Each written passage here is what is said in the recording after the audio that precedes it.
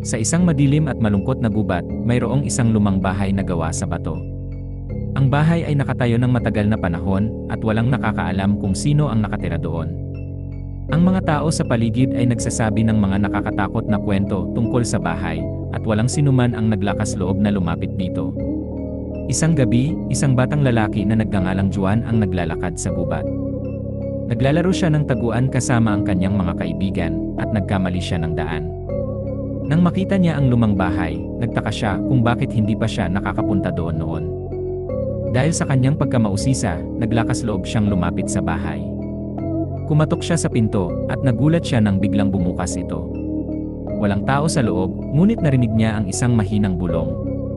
"Halika ka, Juan," bulong nito. Nag-aalangan si Juan, ngunit sa huli ay naglakad siya papasok sa bahay. Sa loob, nakita niya ang isang mahabang pasilyo na puno ng mga anino. Naririnig niya ang ingay ng mga paa na tumatakbo sa sahig, at biglang naramdaman niya ang kanyang puso na tumitibok ng mabilis.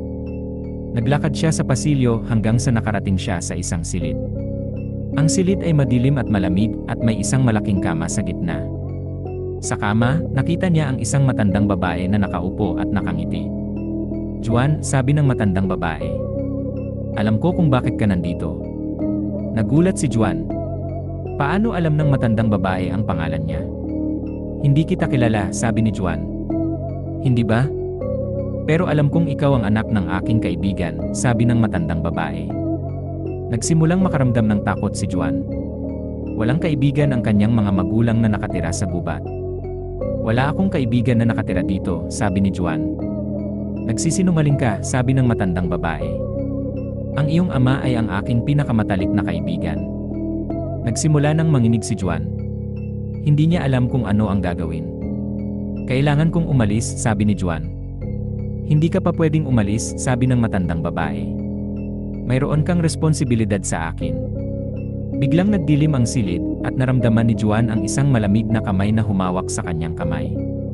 "Kailangan mong alagaan ako," sabi ng matandang babae. "Ako ang iyong ina." Nagising si Juan. Nasa kanyang kama siya at ang araw ay sumisikat na sa labas ng kanyang bintana. "Panaginip lang pala," sabi ni Juan. Pero habang tumitingin siya sa labas ng bintana, nakita niya ang lumang bahay na gawa sa bato na nakatayo sa di kalayuan. At narinig niya ang isang mahinang bulong na nagsasabing, "Halika ka, Juan."